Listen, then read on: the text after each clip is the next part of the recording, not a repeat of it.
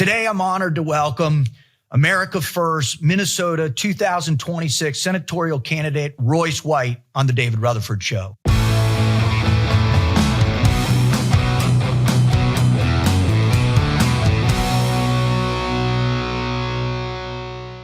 Now, let me start by reading this to you because this is what you have to understand. This is what I believe encapsulate what the future and the modern evolution of the America First movement stands for and comes from in terms of a mission statement or an idea. So this is what Royce writes on his website. Regardless of our individual backgrounds or beliefs, our nation is being held hostage by corrupt individuals who aim to manipulate the truth, exploit our children, subjugate us through crisis in pharmaceuticals, and sow discord to keep us divided. These self-serving actors continue to betray the American people, waging wars that we are forced to finance. Politicians like Tina Smith, who take orders from these corrupt powers, must be removed from positions of influence. Ladies and gentlemen, I'm privileged to welcome Mr. Royce White to the show. Thank you, Royce, for joining us. Thank you, sir. And it's an honor as well. Thank you for your service. I appreciate you having me on. You're welcome. Before we get into, I think to deconstruct the political environment that you're being forced to operate in, which is rapidly evolving and in a way that I've never seen before. And since I first started paying attention to politics when I was a little boy with my dad was a big Reagan guy. It shifted him from the Democratic Party over, grew up, went to the University of Michigan back in the late 60s. But this shift took place. And I feel like there's a real massive shift taking place now. And before we get into that, I would love to start with you to describe what you mean by living with sacred honor. And what is that and how you came up with that concept? Well, to me, sacred honor is your individual code of ethics, your individual standard for living as an individual, sort of within yourself, your own constitution, but then how it relates to the way you operate or live in your community, with your family, out in the world.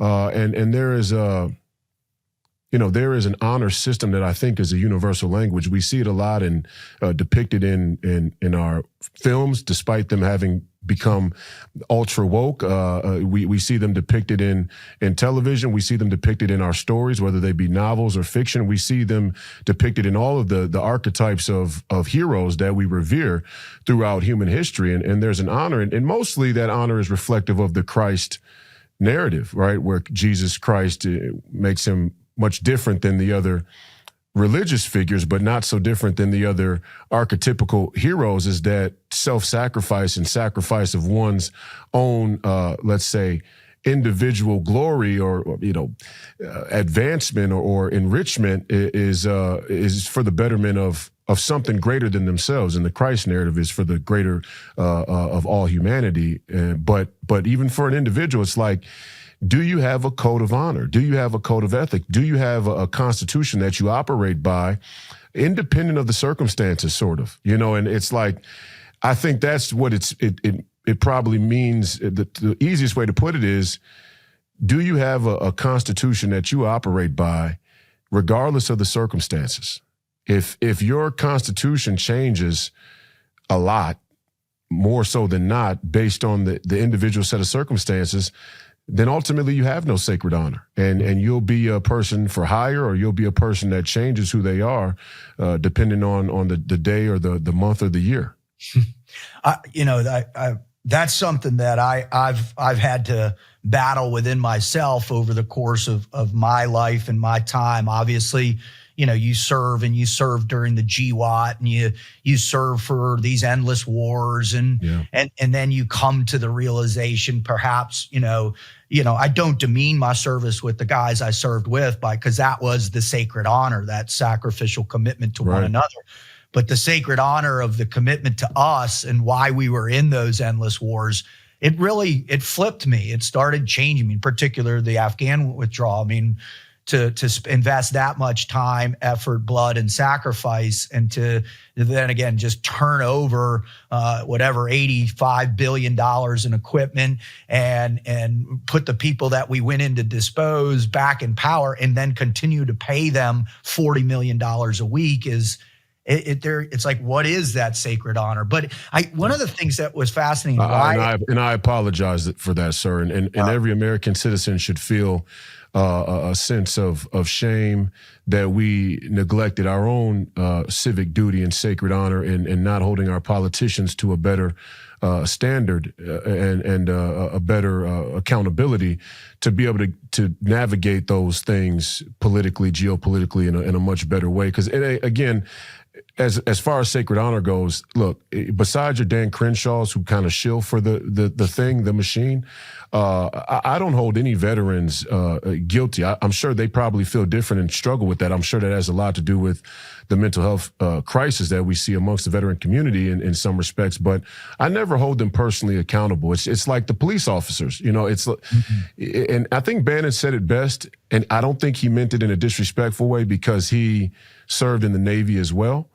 But he said that, he put it like this, he said that our men and women who serve have become rent-a-cops for an international banking Ponzi scheme, an international banking system. And that's not that's not a dig on the service or the sacrifice, because as a young person, like me in basketball, for example, you come up, you were taught a game, you're taught all of the characteristics and the values of teamwork and camaraderie, and even in some sense that's imbued through a community, a sense of community, and then you get to the highest level of the deal, the NBA, and you realize it's much more commercial than it is about the purity of the sport and the camaraderie of the team or even the institution.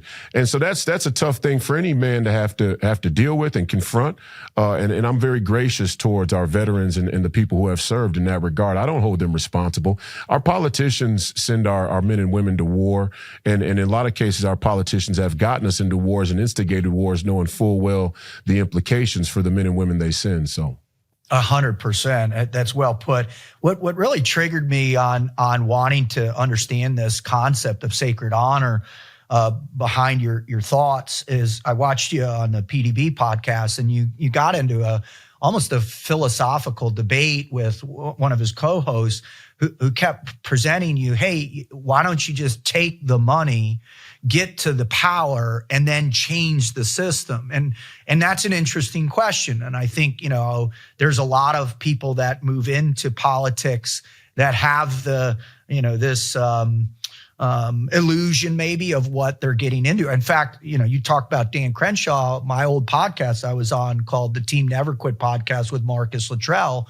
We were the first podcast to interview Dan in his efforts. And, the guy that I interviewed in that day was not the guy that I see out there right now, and certainly not the guy that I see engaged with many of my close friends who sought his help in these veteran issue that he was either told to or decided was not beneficial for him. And so can you just talk about that discussion? He was pressing you that you should have just taken the money in the NBA, done what they told you to do, and then that way you would have been able to have the leverage to make an impact or influence because you were ultra wealthy. Well, first and foremost, I think he was mistaken, on the premise of how power and leverage and ethics and honor and righteousness really work, and that doesn't surprise me because I don't know Adam. I think his name is Adam. I don't know Adam to be a very religious man. Anyway, I think he's Jewish if I'm not mistaken, but I don't know him to be a very religious man personally. I don't know him that well, but I don't know him to be that. So I think he struggles with the concept fundamentally. And first of all, just from his perspective, from a more strategic standpoint, leverage is an action word. It's a word that you have to use. You have to be willing to use in order for it to mean anything. If you don't use leverage, you don't really have it. To think that you could sell your soul and along the way, not lose the courage and motivation to use whatever perceived leverage you have is a grave mistake. It's one that people often make in Washington, D.C. and in the corporate world or anywhere else in our society. They think, hey, when I get the money, then I'll be able to flip a switch and just start doing the right thing. That proves to be very difficult. Usually in our society today, because along that path, people are tracking you. Our society has a way of not allowing individuals to rise to a level of influence without making sure that they'll play ball. Right. In Washington, D.C., they call that the steady hands. Right. A pair of steady hands is a person who will forego the moral and ethical consideration in the interest of the status quo. And there are a lot of steady hands in Washington, D.C. And there are a lot of people trying to break into Washington, D.C. who the deep state already knows aren't going to be steady hands. They're not going to play like nice. These are the people that don't get funding. So, again, and for the NBA example, let's say I had foregone the argument about mental health and mental health policy, that mental health. And by the way, I'm sorry to cut you off. Yeah. That for me, because we're engaged in the same fight in our side and the veteran side, and there is a continuity. The times that I've worked with professional teams and as a motivational coach and support, there are very similar things taking place within the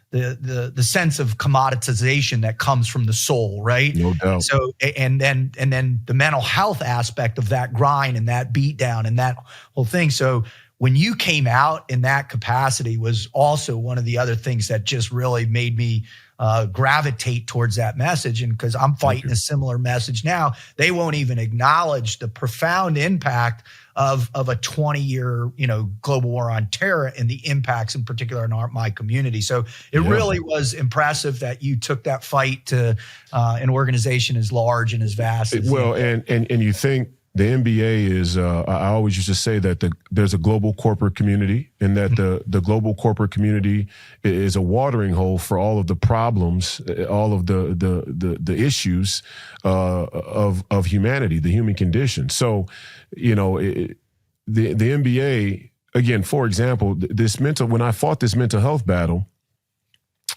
you could say, oh, well, what does mental health matter? You're making millions of dollars. That's not the point. The point is that mental health is a social issue that's being avoided by the greater corporate community, and it's being intentionally measured. Meaning they know. For example, when I spoke out about mental health, I had no clue that big tech already was projecting the ability to manipulate vast amounts of people through social media and social engineering. That didn't dawn on me at the time. I was more so talking about, legitimate sort of DSM, anxiety, depression, bipolar, schizophrenia, drug abuse, drug addiction, that type of scope of things. Mm-hmm. So even I was behind in a sense, but I had the intuition that, wait a second, there is a global corporate community, and there's a reason why the NBA as an institution who stands to benefit as being a kind of a tip of the spear on social issues, right? They don't want any part of this issue. They don't want any part of this conversation. They certainly don't want any part of policy around it. But back to your point about Adam and his claim that I should have taken the money. Let's say I had foregone the mental health fight. When China came up, when the LGBTQ came up, when the vaccine came up, I would have been blackballed for all of those as well. Mm-hmm. So you see how there's a trajectory there where if you want to speak the truth, and if you speak the truth from day one, you have set yourself on a course to encounter the wickedness and evil of the institution, the spirit of the institution all along your journey. And that's kind of that's what makes heroes heroes. You're signing up for that. You're saying, hey, I know the NBA is I got a son coming up. He's 14 years old. He wants to play in the NBA. You think it's going to be easy for him? I'd say not. I'd say he's going to have to be so much better than the best guy. It looks almost intentional that they don't give him an opportunity. And I tell him that every day. It's like, hey, man, you got to realize I went against one of the most influential institutions in the entire world, and I was vindicated. I was found to be right. Not only has the mental health crisis exploded worldwide, it exploded in the NBA specifically. And now it's been twisted and perverted. And that's my own, kind of regret, is that I wasn't wise enough at 21 years old to see that mental health would be used, like many other things are, as a sort of catch-all phrase to justify, two-spirit LGBTQ transgender, academia. I didn't realize that. That wasn't even on my radar, because at the time, I didn't even know what transgender was. The trans wasn't even a thing when I was 21 years old. But that certainly has happened. So now I feel kind of, regretful in some sense that mental health was, an issue that was ignored, and then it was absorbed, and then it was twisted, and now it's being used as a weapon. And that's how a lot of things are being used in society, right? Yep, absolutely. It's interesting, you think about, the naivete that we have as young men, right? And whether it was you imagining moving in, you worked your butt off to get to that point, right, where you could be in consideration of an elite group, right? Yeah. And then when you get there, it's not what it's turned out to be. It's not what it is. And so what does that do? That forces you to wake up to, well, what don't I know? What haven't I been paying attention? And then what is the messaging? Like you're saying, is the perpetual repackaging of real issues in a way that usurps that sacred honor to want to know the truth. Yes. Right? They're constantly like chipping away at it. And so what I wanted to It's the one constant. That's the one constant of, and if you go all the way down to the root of what we're fighting, we can talk about American history. We can talk about Western history. We can talk about the history of modern civilization. We could, you could skin this cat 1,000 different ways, but it all goes back, in my opinion, it all goes down to man's fight against convenience. On my show on Saturday mornings, Real America's Voice, I say that convenience will be the death of freedom, and mankind has this perpetual relationship with industrialization and technological advancement, and it is clear those two things will continuously seduce us into giving up more of our freedom, but more of our sacred honor in pursuit of making things easier. And it's such a genius thing. This is how you know it's metaphysical or supernatural, that there's real powers and principalities, and the devil is involved in that domain of human existence, because it goes right down to our biological matrix. Mm-hmm. We as human beings are hardwired to try and make things more efficient out of survival. So, of course, if you give us an automobile versus a bicycle, we say, yeah, we like that. And then if you give us a hover car, and then if you let us teleport, and then we'll just go all the way over the cliff in pursuit of the perception that things are made easier. And that's what I was telling Adam, to go back to the comment that you made about taking the money. Yeah, you can take the money all the way into the grave. The question is, where do you go after? If you don't believe there's an after, we can't trust you to make moral and ethical decisions, because what's to keep you from not even, you don't even know what you don't know. You're not even thinking along those lines. Right. Your framework is built on efficiency. This is the danger of AI and all these other things that are on the horizon for us. And we're just walking right into that. I mean, AI is probably the best example of, we don't know how to stop ourselves. We'll just go full tilt, walk into something we know is completely dangerous, and everybody and you wonder, I'm like, I get why Elon Musk has a technocrat sycophant mentality, because he's an engineer and he's a tech guy. It makes perfect sense for him. My question is how all these other average American citizens or people all around the world watch it and go, yeah, okay. It's like, what? Well, I work for a financial company for my day job, and I speak all over the country, probably 100 plus events a year, 30 different states last year, and people that are involved in this industry. And I ask regularly, what's the greatest fear you have? AI. Why? Because it's going to replace our jobs. They're not going to be needed. We're not going to be advisors or accountants or whatever it is.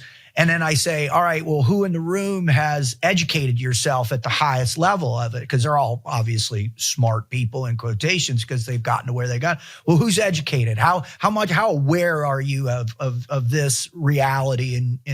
And all, very few, less than probably 5%, have actually done the work, educated themselves on AI. What is the ways they can use it to be beneficial versus this fear that's coming behind it, or this intentional cognitive dissonance, right? If I don't touch it, it's not going to affect. Well, the challenge is the next generation. They're figuring this out. They're being forced to. And I think, even though, I think Elon, my intuition is that he believes if he can create a counterpoint to the evil manipulation of it, like they'll be able to battle it out for our futures, right? Maybe something like that. But for us that have to exist through this, right? Which is for our souls, right? That's what they're going after, right? To enslave our souls in some capacity with a regimented set of ideology or ideas or manipulation, whatever that global governance thing is. We see with young people, though, that 24-year-old kid like you and I were, that were naive and impressionable, they're gaining access to a whole new set of ideas, a whole new system, that a potentiality of a new system that they might be in control of. So when you look at your future running for Senate, there is a new definition maybe emerging between the traditional conservative party. So whether it's America First for MAGA or whatever. So how do you define what the new conservative movement is going to look like, or what do you assume it's going to look like? And then what is America First? Well, the new conservative movement is by default MAGA, because President Trump won in 2024, and he continues to be the most powerful political force that we've seen, at least individually, maybe in the history of our nation. Obviously the cabal of globalists that have influence on our government and our special interests and lobbies rival his power as well. But as an individual, there hasn't been a President Trump, and I don't know if we'll have another President Trump anytime in the near future. I certainly don't think that I would fit the mold. A lot of special things had to come together for President Trump to be where he is and who he is, and there's just a lot of divine. There's a lot of divine destiny in his journey. So right now the conservative movement is MAGA, but it's fighting itself. There's no doubt, and for good reason. My contention is that the conservative movement, in its foundations, was always kind of fraudulent. Right? Is when first of all, you got to go back to the conservative movement specifically. I'm not talking about the Republican Party or conservatism or Christianity or any of these other very closely associated sects of our society. I'm talking about the conservative movement. The conservative movement doesn't even get its start until after World War II. Well, right there we have a problem. Because after World War II, the prevailing geopolitical philosophy informing not only our liberal institutions, but the conservatives that come through them as well, was the post-World War II Democrat liberal order. If your conservatives, if your mainstream conservative thought leaders are commissioned, or their goal is to conserve the Democrat liberal order, it's kind of saying the quiet part out loud already, right? And that, and you look at some of these early conservatives like Barry Goldwater, who were shunned right out of the gate. I mean, the more genuine America First, sort of nationalist, populist, Christian conservatives were shunned right out of the gate, replaced by people who were more favorable for the status quo, the new status quo. So then you get Kissinger. I mean, you get Nixon and Kissinger, right? I mean, again, right out of the gate, and then you get Reagan. Right. And then you get the Bushes and this entire neoconservative movement who were intellectually Trotskyites. Right. I mean, Bill Kristol's father, I don't think people understand the lineage here. Bill Kristol's father, Irving Kristol, was a publicly admitted Trotskyite. That's right. And Trotsky was, a communist, no other way to put it. And after Lenin and Stalin took power there in Russia, they kicked the Trotskyites out because that's how communists usually do. When there's a power grab, they tend to knife each other in the back. Literally. And Trotsky ends up in Mexico. And then they end up being in the early inception of the neoconservative wing of the Republican Party. Mm-hmm. So, in that sense, the conservative movement has always had one hand or one foot on both sides of the fence. Mm-hmm. And that's changing now. I mean, President Trump was the inception of Republican voters and Christians and patriots and what has now become the MAGA coalition taking a strong look at their own side of the aisle and going, wait a minute, why is it that over the last 30 to 40 years, the conservatives have had the House and the Senate just as many times as the Democrats, yet still we get the same results? We're not buying that narrative. This isn't just some political football or insider baseball in D.C. There's something going on here known as the Uniparty. And I think the conservative movement now is going through a hard restructuring. And there's a knife fight. It's bloody and rightfully so. My fear, if I'm being honest, is that Charlie Kirk's assassination, President Trump's tendency to try and save what's left of legacy, of legacy and legacy institution, and Israel's influence over our politicians and the media, and the Christian evangelical wing of the conservative movement may in fact knock America off track here. I hope not. God forbid. I hope that the MAGA movement and the America First movement prevail. But I just see and with the young people, the polls speak for themselves. The young people are very open to reimagining our foreign policy the way that it should be, right? For an America First priority. But the question is how involved are young people in the political process, especially on our side of the aisle. We'll see. That's time will tell. We won't know that until 2026 and 2028. But when I go to the Republican Party events, whether they be BPOU meetings or conventions or congressional district conventions, very, very boomer heavy. Yeah. Very few young people, very few people under 50, let alone under 30. Wow. So the America First wing of 15 to 30-year-olds, it may take them a while, unless they're organized properly, may take them a while to have that immediate influence on the political process and what is the conservative movement going forward. Well, I found it fascinating. I went back and I found a little speech that you gave on 9/27/24, and you made a comment about being from the next generation and that people need to really focus on offering the opportunity for cordial exchange.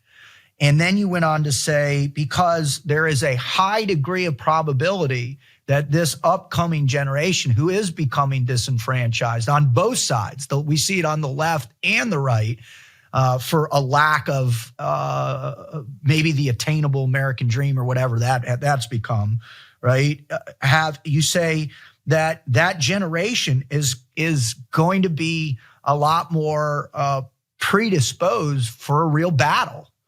And I thought if you could expand on what you mean by that. Why do you believe that that traditional, and goes back to, I think, what you were insinuating with the Uniparty is like the conservative movement, although we go in power, we never seem to bring to fruition the promises that were made on the campaign trail, right? We're not like, well, the big, beautiful bill tells us they're going to cut spending. Doge comes in and all this.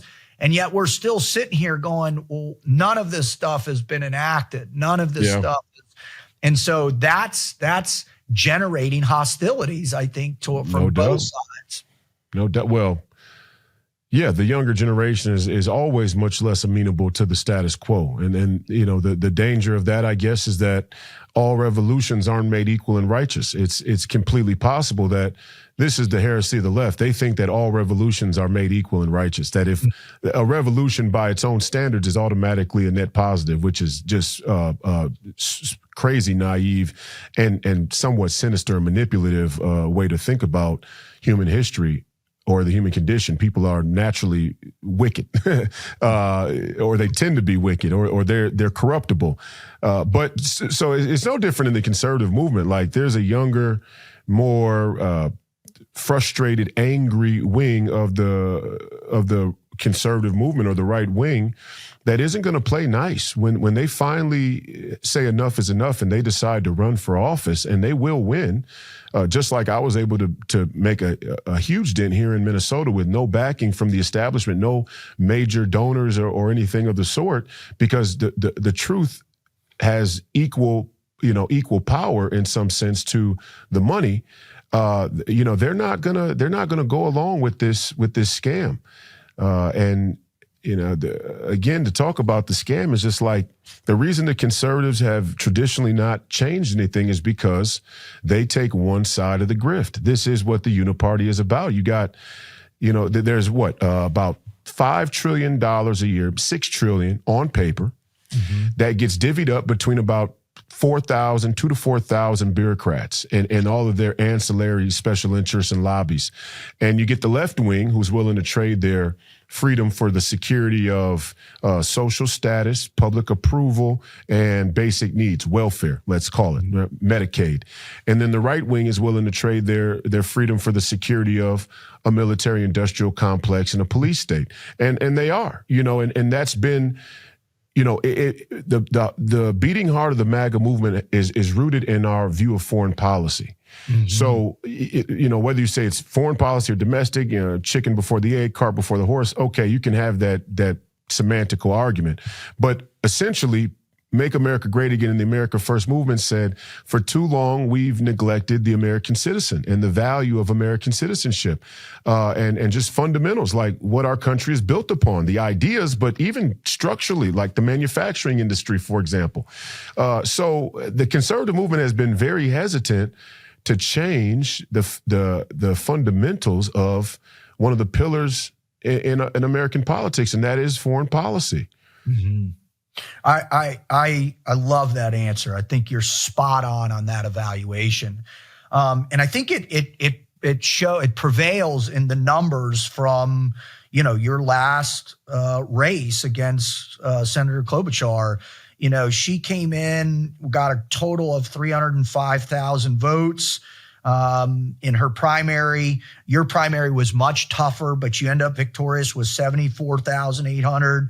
But then that main race came, and, it says it was decidedly different, that it was a runaway with her at 1.792, you at 1.29. But, the lower ballot races, I mean, you take the Libertarian Party and you take the other, and man, you combine those, that's 100,000 votes that could have gone towards you if people had understood your message a little bit better. And I think that funding was indicative of it, right? She raised $21,400,000, spent $23 million for a Senate race, which is just astronomical, right? And you ended with raised 1.5 and spent 1.4. And I just think the fact that you were able to chip away at such a linchpin of Democratic and Minnesota politics proves that this next race that you're going up against Tina Smith, I think you've got to feel a momentum building for sure. How will you address this race a little bit differently from the last? Well, we started earlier. That's the key, and you have to give up on the public perception of what a race is supposed to be and how it's supposed to go. We have this crazy fantasy that we gave over control, corporate control, educational control to our enemies, our liberal enemies. And I do think they're enemies, genuine enemies of this country and of American citizenship. And then all of a sudden we're going to run these candidates out there one time and they're going to win with all of the media and all the money against them. It's kind of embarrassing that we even believe that that's even a part of our strategy. I mean, no good military man would ever come and say, "Oh, we're going to win this on the first day of battle." No, we're not. That's ridiculous, right? Same sort of thing. So I just decided I'm going to run until we win. Yes. Because I know I'm telling the truth. And I'm young. I'm 34. Now, if I was 70, 75, then maybe I'd do something different. But at 34, I'm going to run until we win. And we're going to keep chipping away, and we're going to let the momentum of history fall in our favor. And it did it with Biden and Kamala Harris and Amy Klobuchar, and it will do it again for Tina's open seat. She actually resigned, so I'm not running against her. I'll probably be running against Peggy Flanagan, who is our lieutenant governor. You know, protect trans rights with the blade T-shirt. I don't know if you saw that. I did. I remember that. Yeah, she's a Tim Walz sycophant, and she was just endorsed by Bernie Sanders. So that's probably going to be my opponent. And it's interesting. Like, we started earlier this time. In the last race, I didn't really get up and running until after I won the endorsement, which would have been May of that election cycle. And then the general was in November, right? So you got about 6 months to really run a campaign. This time I started the day after I lost. And so a lot of what we've been doing in terms of getting out message, putting out content, connecting with the people here in Minnesota, being at all of the inner Republican Party events and making sure that MAGA still has a presence, even though the Minnesota Republican Party's leadership and establishment loves them some Nikki Haley, right? Yeah, they do. So we started earlier. For example, a year prior to the 2024 election, I wasn't at the state fair. A year prior to this upcoming 2026 midterm, we'll have been at the state fair 2 times. And over 1.2 million Minnesotans come through that state fair in 11 days. And we gave away 1,000 Jesus is King T-shirts at the state fair. And it was a major success. And we heard from a lot of Christians and even people who are like, "Hey, I'm not religious, but man, I dig that sign because shit is getting crazy out here." Yes. So, just little things like that and understanding how to navigate the discrepancy in money that's always going to be there as long as the globalists are more aligned with the Democrat and liberal politics. For example, I have these mobile billboards that cost me probably, $7 to $8 grand. A tenth of what it would cost to occupy a major Clear Channel billboard on an interstate. And we drive those things all around the state. We have volunteer drivers hop in and they'd spend a day, 10 hours, just driving across the state of Minnesota, driving through the inner city. So we're much more savvy about how we run a ground game and a small game versus a big machine. Well, I think you've seen such a tremendous shift. I mean, obviously, and I don't think anybody on either side of the aisle can deny the massive impact that podcasting is happening, right? Too. My best friend is Sean Ryan, and him bringing the guys on, Theo Vaughn's, and Joe Rogan with the president. I mean, these are a shift in how the political game is being played, and I've listened to that. Assistant lieutenant governor, and you versus her on behind a microphone, it's not even a challenge, right? And that's their thing, is they're still looking for the 5-minute snippet or the 2-minute. They'll keep her away from me, 100%. And they do it. They kept Amy away from me. If you go back and watch our debate, I did listen to the whole thing. And they waited until the weekend before the general election was going to take place. So it was literally days before the election was going to happen. And there's a moment in that debate, which is probably my favorite moment of the entire campaign, where I was asked about Trump in 2020 and whether or not he won. And I said plainly, it appears that he lost, but I can't be sure. And I can't be sure because Amy Klobuchar was on the record in 2018 saying that the machines can be hacked.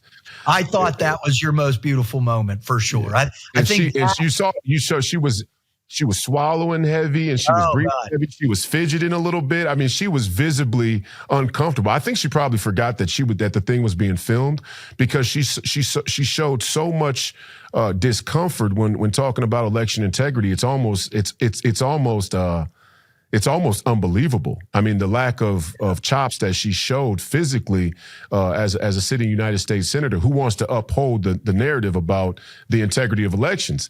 Right. And so, but they waited until just before the election so that couldn't circulate, right? And that's what they're going to try and do with Peggy as well. Because after a transgender jihadist goes up to a Catholic school and shoots a bunch of kids at a mass, is there any way to defend a lieutenant governor who wore a T-shirt that literally promotes violence about trans rights? And for Bernie Sanders to triple down and endorse her, maybe he doesn't even know.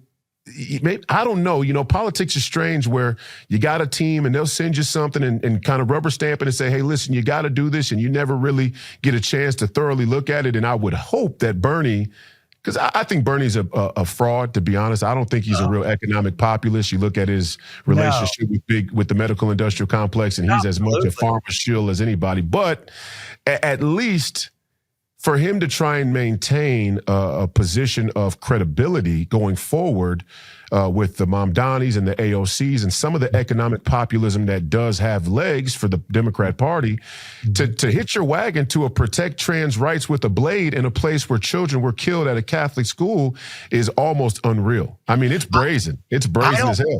I think that this wing of the Democratic Party doesn't care about any of it anymore. True. I think the freedom that they have to attach themselves to radical ideas is what's bringing the younger, more radicalized. Remember, you have 3 generations of radicalized kids that have come out of those schools, those elite schools all over the place, who are drinking this stuff like Kool-Aid and really believe that there needs to be an industrial capitalistic revolution, right? And they're like, we're going to get the dream back, and they're revolutionaries, right? But what I really think, you're running for the U.S. Senate. Like, this is not a congressional district. This is the U.S. Senate. This is the big game. There's no other big game out there than this, other than BP. I'm glad you say that. I'm glad that you know that. 100%. And what I love, the U.S. Senate is the last bastion of the deep state. It is. That's why in order to even run a United States Senate race, it's a running joke that you need to have already sold out to one of these major lobbies that can funnel $10 to $20 million to you to be competitive. I mean, even that is an obscenity and an affront to American citizenship in and of itself. That's the standard. I've got a friend that's running for Senate down in Alabama, Jared Hudson, a team guy, and he's coming with that hardcore Christian American first message. Is he getting a lot of money? I don't know yet. I had him on back when he announced. I haven't had him on since. I haven't had a conversation on what he's raising. He's making the rounds. He's doing the deal. He's talking into the small little, hamlets of Alabama where those votes matter. And, I don't know how he's doing. But I do know about his foreign policy. And I think the other aspect of that debate you had with Klobuchar was very striking in terms of, her stance on both Ukraine and her stance on Israel and Palestine. And, and it's like, I think it doesn't get any more neocon than that.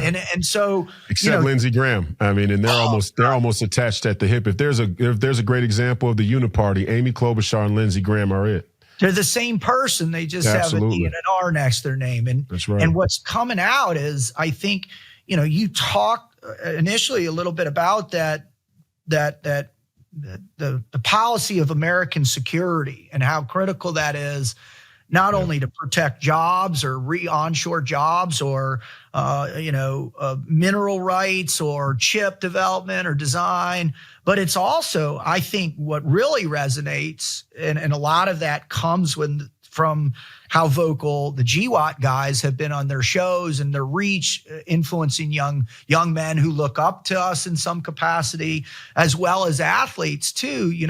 Athletes are being more vocal about what they have been forced to be conditioned to speak. Now they're talking about, well, that's bullshit and this isn't right. And you kind of broke the mold for that overt ability to speak your mind. And what one of those core components is hey, we need a secure border. We need to stop the forever wars, and we need to bring that ability to recapitulate that middle class, to give that hope back to young men, Yes. to be able to take care of their faith, take care of their families, and take care of the future of this great country. And you said it at best with in another interview that you did, and this was the thing that really hit me, man. This is the one, aside from that, the sacred honor comment, you talked about our forefathers, and you talked about that if you give up your freedom for security, you will have neither, and you deserve neither. Would you just talk about that? Because that thing, man, floored me so heavily. I was just like, that may be one of the most profound statements our founding fathers made, because it cautions us about, again, the dangers of convenience and security as a whole. And the thing I like about our founding fathers is they were tough intellectually. They didn't spare people's feelings, and they weren't politically correct. I mean, imagine during the inception of a country, you tell the constituents and the citizens there is a scenario where you forfeit you're deserving of your birthright because you're such a coward. I fucking love that. I mean, I love it. Thing. He says, not only will you not have the security because you're probably too dumb to realize you gave it away, but the more important piece is you don't deserve it.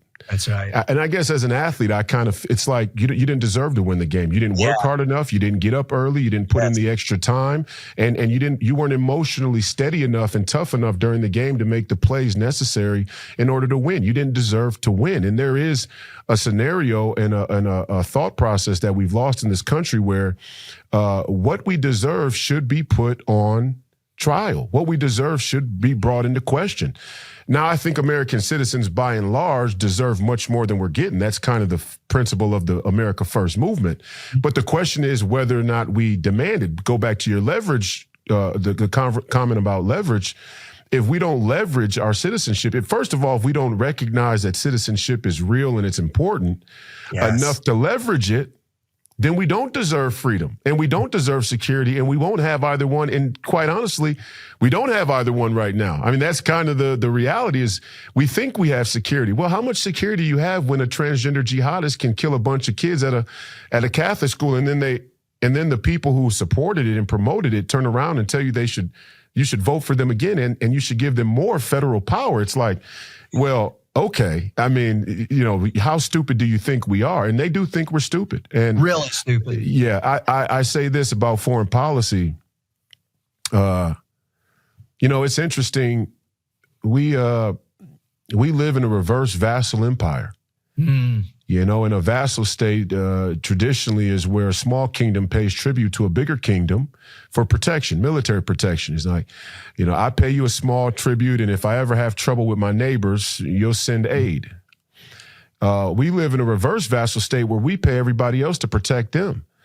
And a sound mind would ask, why would we pay, like, for example, here in Minneapolis, which has a very dangerous downtown area, crime and gun violence and things like that. Would you ever pay to go work at the most dangerous alcohol selling establishment in your respective city? And any smart person is going to say no. Why would I go pay to be a bodyguard at the most dangerous nightclub in the city? Well, you would if you were selling drugs out of the back. You would be paying to watch over your investment. And that's what we've typically done. That's the great sin of our military industrial complex is after World War II, we said, we're going to go around the world and bring peace and we're going to bring democracy and freedom by peace through strength. And we're going to make all these nations and their people self-determining. They're not self-determining. They're dependent. That's right. We've created a protectorate system and we pay them all. And really the ugly part about the scam is it's all just a justification to still our own people's tax money without much question. That's what I'm saying. They're not paying. The people making decisions, they're not paying. They're getting rich. We're paying. And so our way of life, our children's way of life, the next generation's way of life, that's they're paying the tab on it.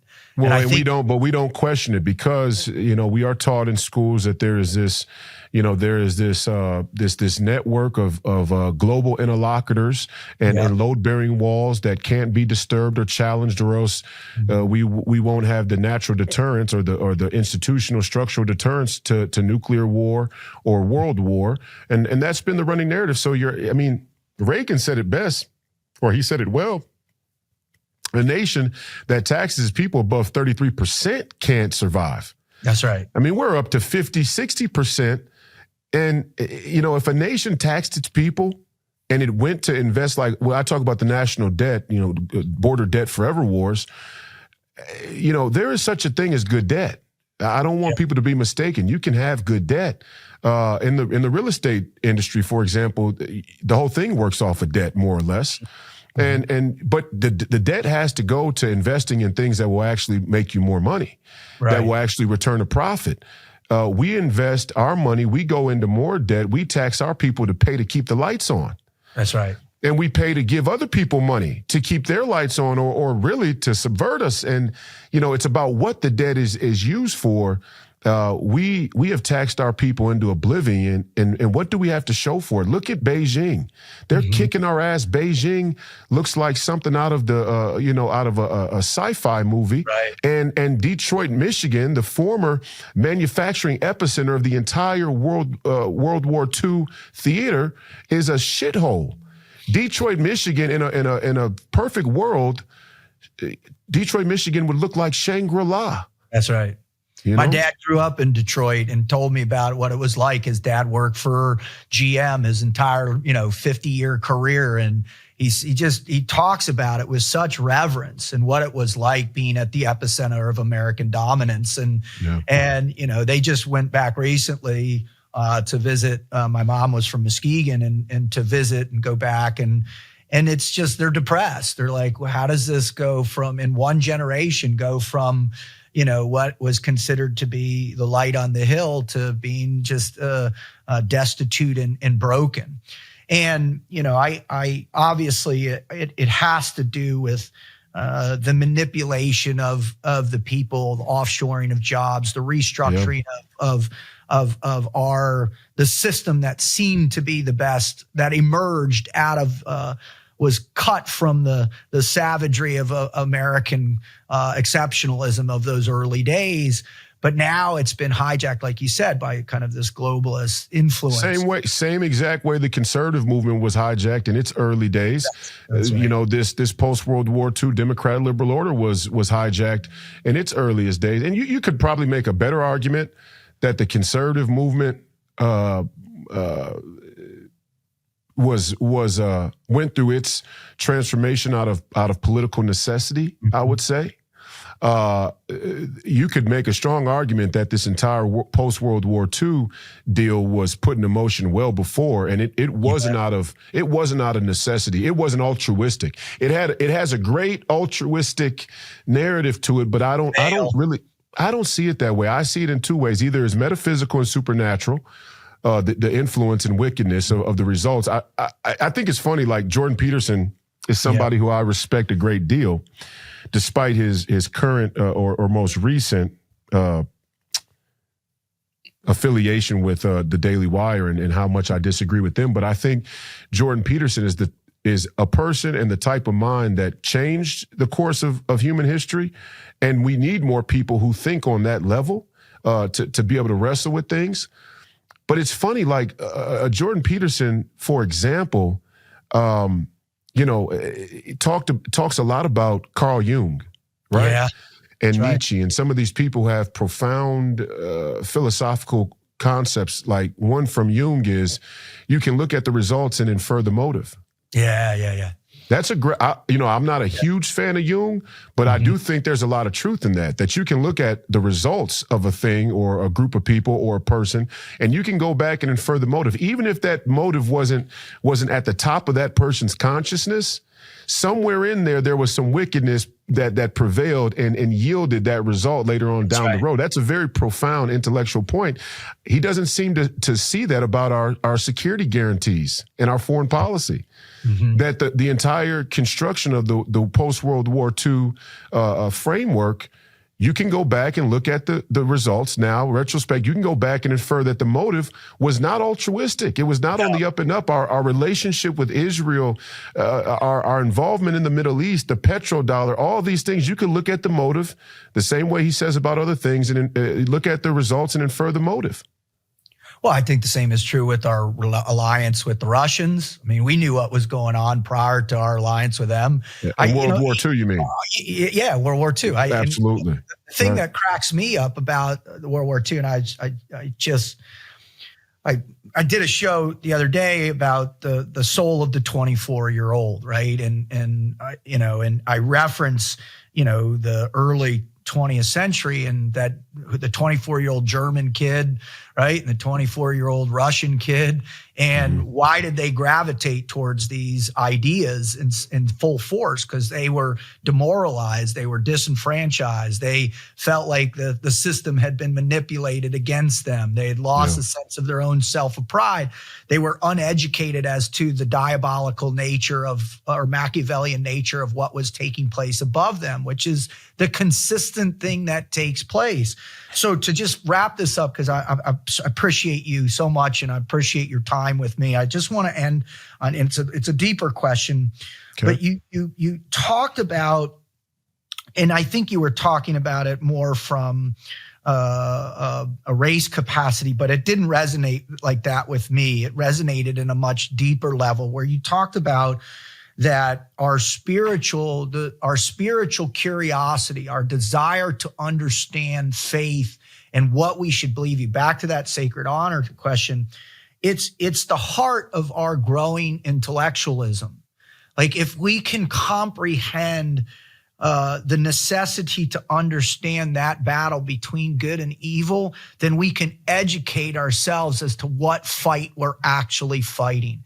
Can you expand on that just real quick? Well, I think the comment that you're referring to is when I was in the podcast with Professor Penn, who has a good podcast as well, Ukrainian Jew. We were talking about Fuentes and where I agree with Nick and where I have some disagreement as well. And I think IQ is one of them. I'm a person who I feel I'm pretty straightforward on all the issues. I don't really have a side. I'm on the side of the American people and the Christians, with no shame, right? The Christians and the American people is the side that I'm on. So I don't like to play games. For example, I'm very critical of Israel's influence on our government. I'm very critical of AIPAC. I think it's the greatest example of the Uniparty. You can look right on their landing page. You'll see Scalise, Emmer, Mike Johnson, Hakeem Jeffries, and Catherine Clark, who are about as diametrically opposed politically as you could possibly get, besides their love of Israel, I guess.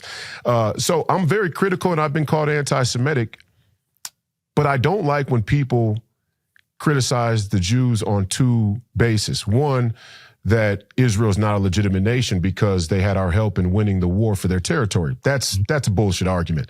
You could argue that with us in France. You could argue that with there you go, and that's the great argument, right? And I do think that there's a criticism of Israel's legitimacy as a nation that is intended to delegitimize them so they can delegitimize America on the same grounds. And I'm just not going to deal with that side of things. I'm not going to let them run that game on me. All land is conquered land. All land that's of any consequence has been fought for in the past, and one group has prevailed over the other. So it doesn't seem accidental to me that a George Soros would fund candidates or even let's say a political philosophy in general that would look to delegitimize all borders in all nations worldwide for his open society. Okay, so don't say that Israel's not a legitimate nation, just say you don't agree with their government's policies. That's right. Okay, and also don't say that they're not the real Jews. That's ridiculous. Judaism is a voluntary faith the same way as Christianity, Muslim, and many other faiths. Yeah, now, I don't get that argument. I mean, it's not useful, in my opinion. It muddies the waters.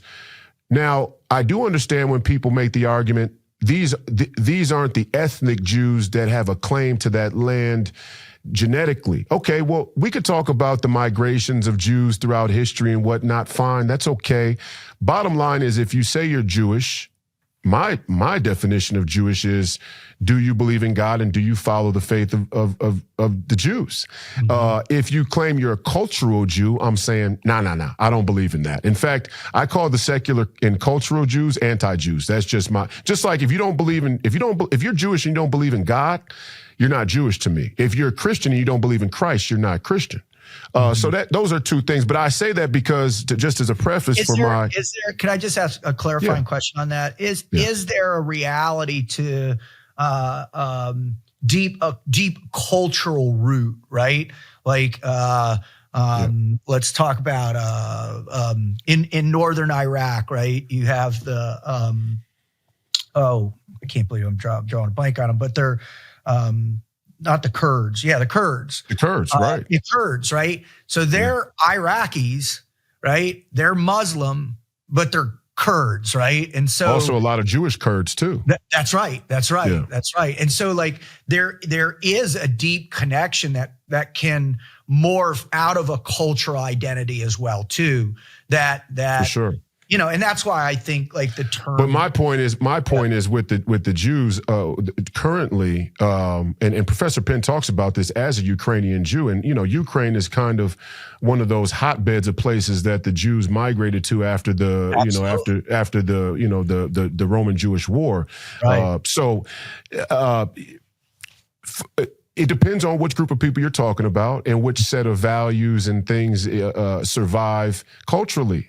To me, there's no greater example of contradiction than the Jewish identity being ripped from its biblical history, and then to say we have to give you this land and we have to support all your policies based on that biblical history.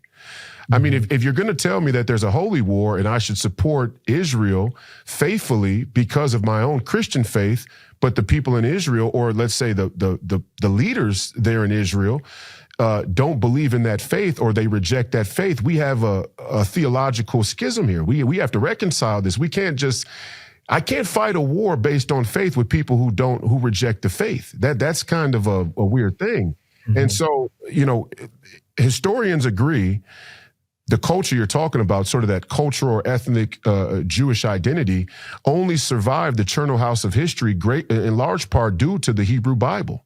Mm-hmm. That the traditions that prevailed from the Hebrew Bible proceeded throughout the diaspora and were passed down orally and written. And that's why you have a Jewish identity today. That's why, all the other great empires of the past can't say the same thing. And you can make an argument for monotheism and our religion and how powerful it is and its human value because the Jews were able to survive the charnel house of history with that identity. But then don't be telling me I gotta bow at the feet of Jews who don't believe in God. Hold on now. We're not going to play that game.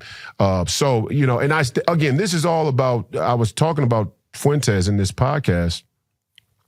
And that's where he and I don't think that Fuentes even makes that argument. Just some people who have criticism of Israel do make that argument. But Fuentes makes an argument often about IQ. And I just don't think IQ is a Christian idea. Mm-hmm.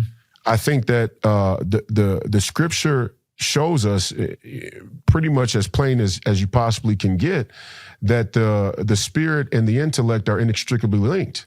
Mm-hmm. I mean, if you make the assumption that the scripture is influenced by the Holy Spirit and God doesn't make mistakes, and that God's intention for the scripture is to help inform all of his children and believers to be closer to him, it's making a statement that faith itself is in some ways an intellectual development, which also affirms that the intellect can be developed. It's not static. The people who created the idea of IQ, coming from the British Empire's academic world, Galt and, Darwin and some of these guys, they had a vested interest in making the argument that IQ is static.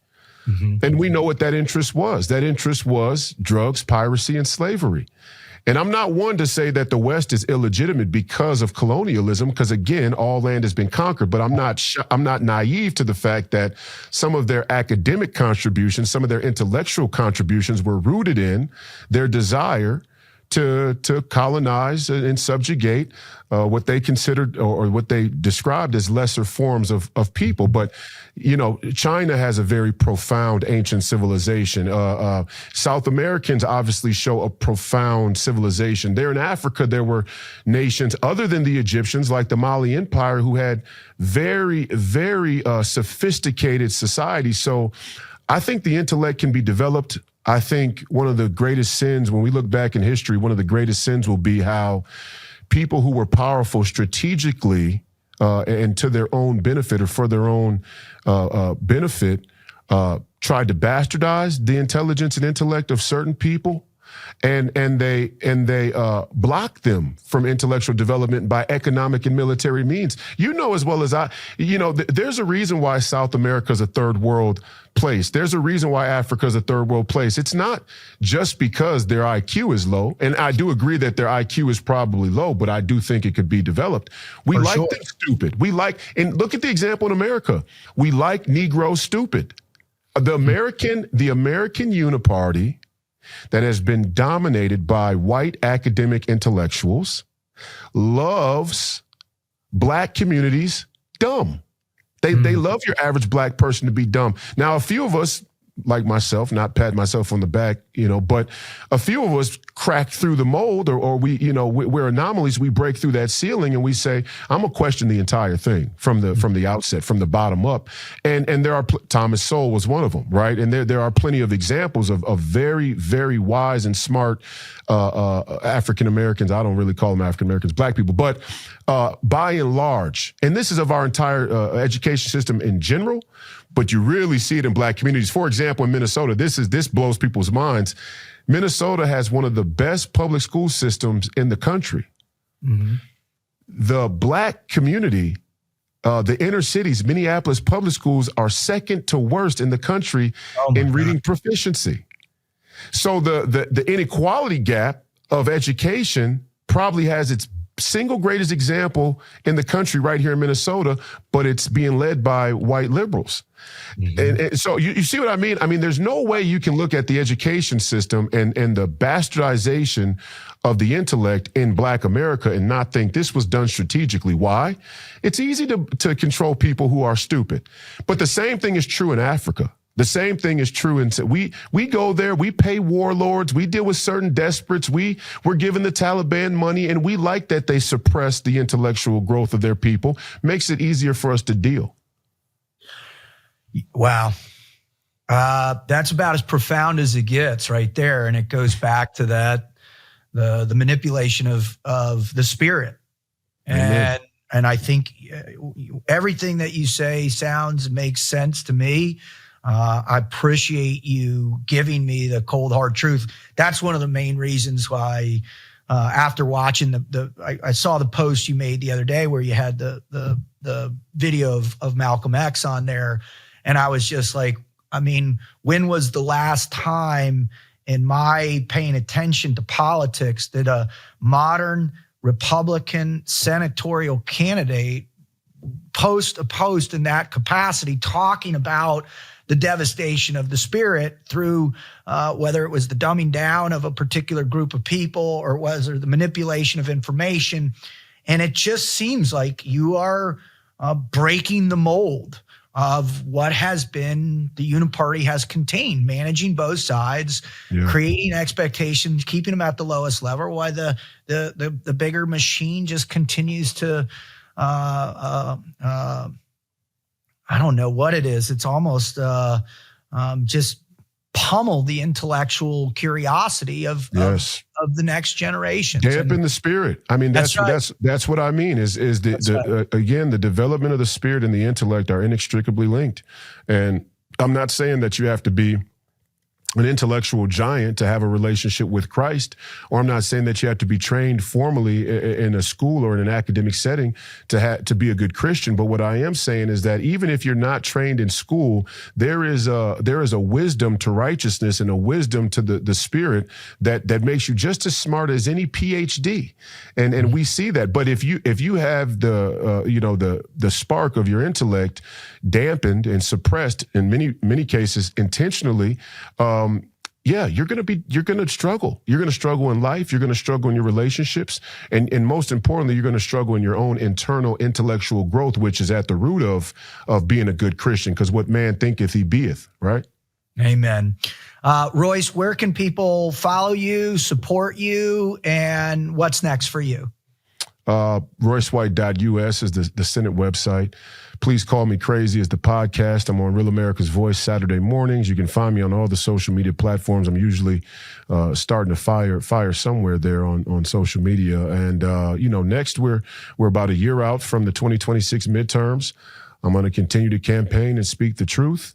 We got a lot of fun things coming up with the campaign. It's deer hunting season here in Minnesota, so we're doing a big buck contest for the campaign and doing some signed memorabilia and T-shirts and things like that. So a lot of little things like that I do on a daily and weekly basis besides the podcast.